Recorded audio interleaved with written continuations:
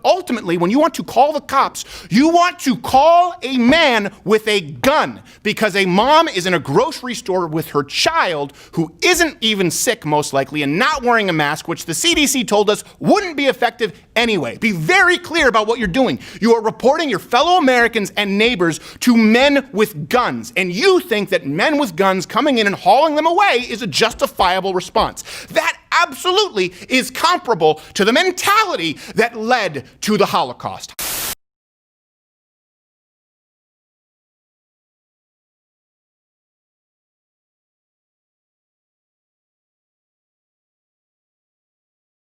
People now, the mob, are the ones who are pressuring you. And I sit there and I go, and I see that Long Island lady, you saw that video where she was chastised for not wearing a mask? Get the F out of here! Fuck shit! Fuck you! Fuck you! Fuck everybody! Get the fuck out of here! Fuck my dick! Get the fuck out of here!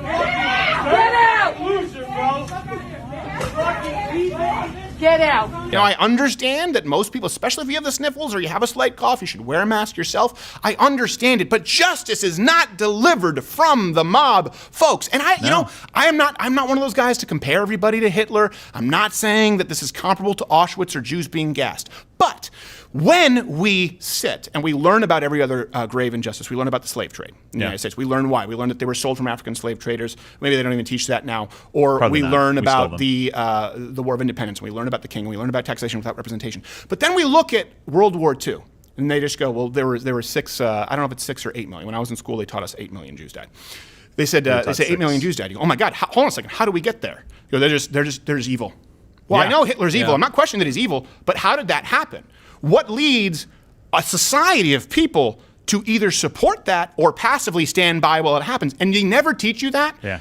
Because I guess it's dicey territory, but they never teach you, hold on, what led to that? Was it the Treaty of Versailles? Was it someone being embarrassed on the world stage? Doesn't justify any of it. Was horribly wrong. But when you look at it and you understand the psychology of it, which is wrong, which is absolutely terribly wrong, but people were manipulated. I want to be very clear about that. That mentality is absolutely comparable to what is happening right here. There's a local paper that I read when I'm up in upstate Michigan, right, where there have been, keep in mind, there is one active case of COVID in the entire county.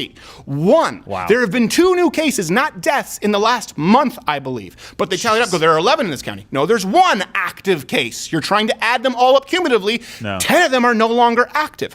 When I am there and I read the local paper and it has a local crime report, and there's at least 10 individual little articles saying that people called the police to tell the police about a couple not socially distancing.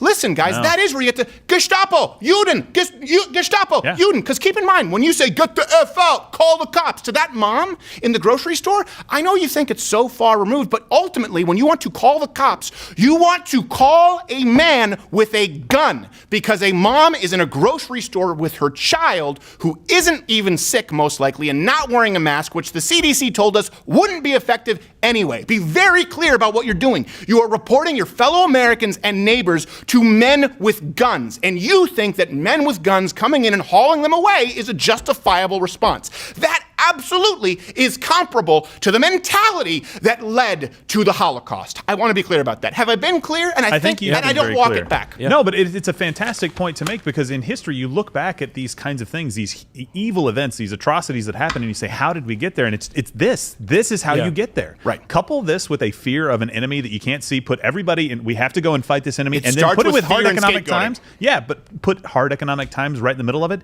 That's how you get there. There's no question that these things begin very small, right? The old adage is you can't throw a frog into hot water, but if you just turn the heat up, he'll sit there until he boils to death. Right. And that is how those situations, when you actually do study the distance between World War I and World War II and how that culture got to that place, how Germany got to that moment, you do see these instances where, we're just going to take a little bit of your rights away. Well, we're just going to decide, tell you what, we don't really need lawyers for these groups of people. You know what? We don't need lawyers for anybody now. Yeah. We really don't need courts. Right. But we definitely don't need guns. And you know what you should do is you should just move over here into this ghetto, and and then you should just move into this train. And these it's not like like it just all walk you down the happens line. at once. Yeah. And it is something. And you that- tell everybody else, hey, let us know what's going on because it's for your own good. Yeah. Right. It's Yeah. for your own good. It always starts with, like I said, economic hardship, fear, and a scapegoat. And a common and enemy, Usually, yeah. And by the way, the scapegoat doesn't have Yeah. to be reasonable, just like the No. Jews. That's not even a reasonable. We look back and we go, how does this compute? Because we know it's a totally Right. unreasonable scapegoat.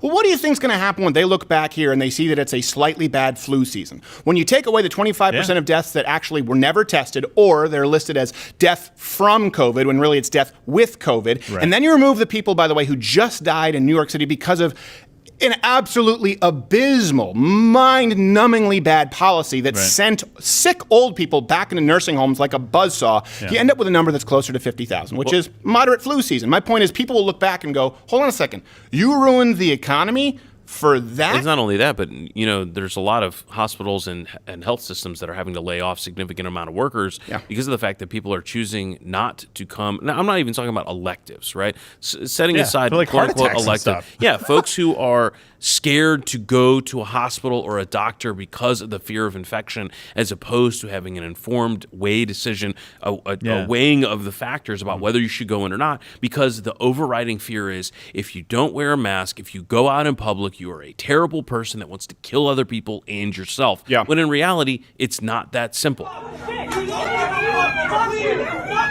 Fuck everybody! Get the fuck out of here! Fuck my dick! Get the fuck out of here! Get out! Loser, bro. Get out! Yeah, grown-ass woman that acts like a dirty-ass kid. Dirty ass hoe! What do you think? Fucking